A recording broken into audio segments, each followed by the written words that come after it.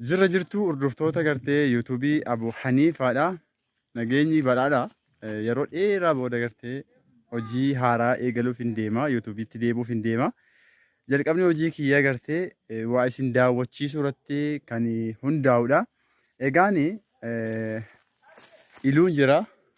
Iluu biyya magariituu, iluu biyya dhadhaatii fi iluu biyya dammaan jira.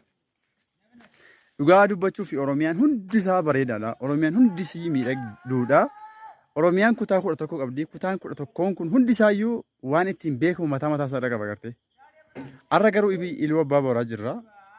Iluunis akkuma Oromiyaa kaanii waa sadiidhaan beekamti. Tokkoffaan dhadhaadha. Dhadhaan immoo loon irraa argama. Loon horsiisan jechuudha akkuma Booranaa. Baay'inaan ta'uu baatus ni argama. Lammaffaan damma. Damma horsiisanii. Dammaanis baay'ee beekamu baatan bunaan beekama jechuudha sadaffaan. Bunaa fi bosonaan immoo uwwifamtee jirti. Oromiyaa hunda keessaa immoo iluu kan adda ishii godhu magariitudha. Baay'ee bosonaan uwwifamee haguugamee jira. Kana tokko tokkoon isin agarsiisa. Inni an biraa immoo iluun akkuma gartee Harargeedhaa jimaadhaan beekama jechuudha. Jimaa jechuun egaa kuduraadha. Kuduraa gartee jarjiira kun jarjiir. Haza ismu jarjiir. Jarjiir. Kanaaf inshaallah bosona isin daawwachiisa, kuduraa isin agarsiisa. Na wajjin turaa yuutuubicha sabiskiraabii godhaa. Waliin turraa inshaallah. Egaan iluuni bosonaan beekamtii, bosonaan cinaatti immoo jimaadhaan beekamtii. Kun jimaadha gartee. Jimaa namni gartee duuba mana ofii dhadhaabbatee jirudha. Kun ammoo duuba mana maatii kiyyaati. Kun ammoo duuba mana maatii kiyyaati. Itti aanee egaa kan isin achitti agartan kuni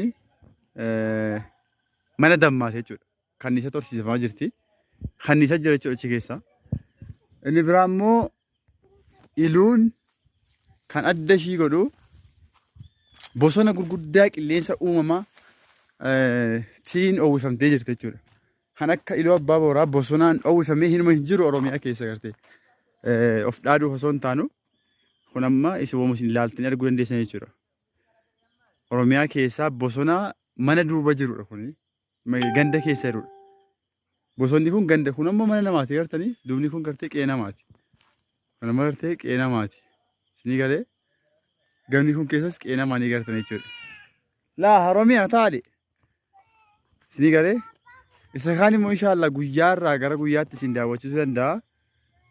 Har'aafuu kanuma daawwadhaa. Isin jechuu barbaada. Yuutuubii Abuu Haniifaa kana sabiskiraabii godhaa. Nu jabeessaa inshaallah walitti deebina.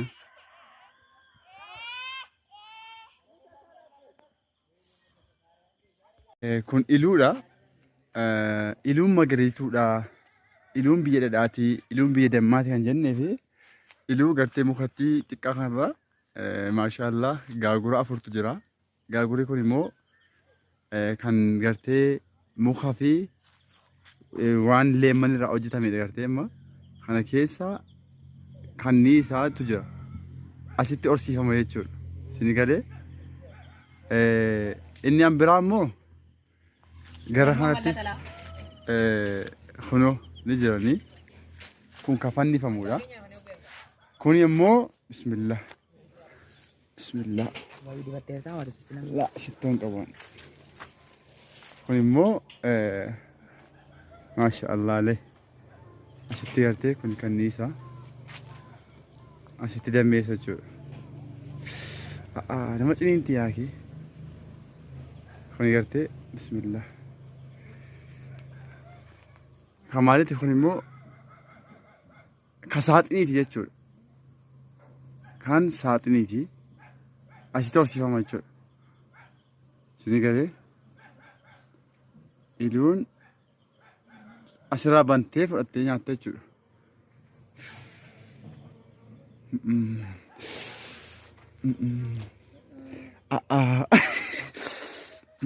Nattafteetti jedhama.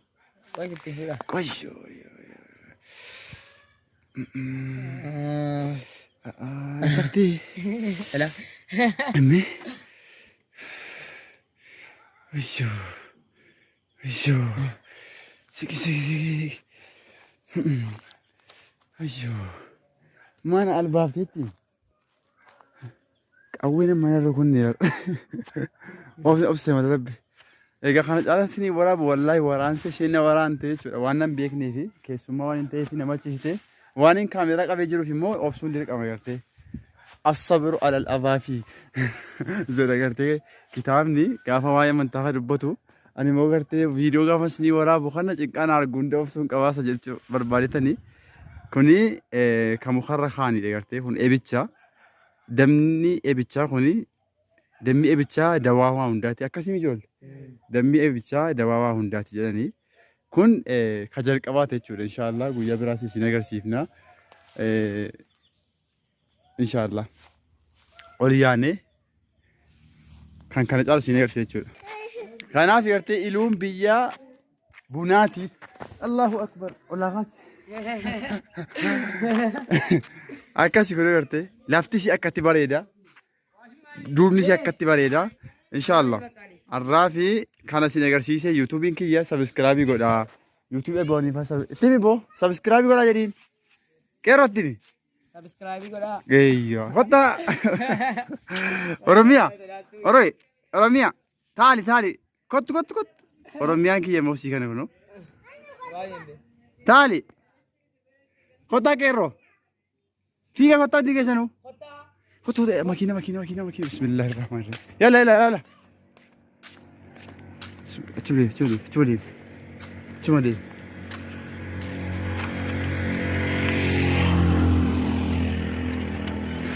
Ijoollee.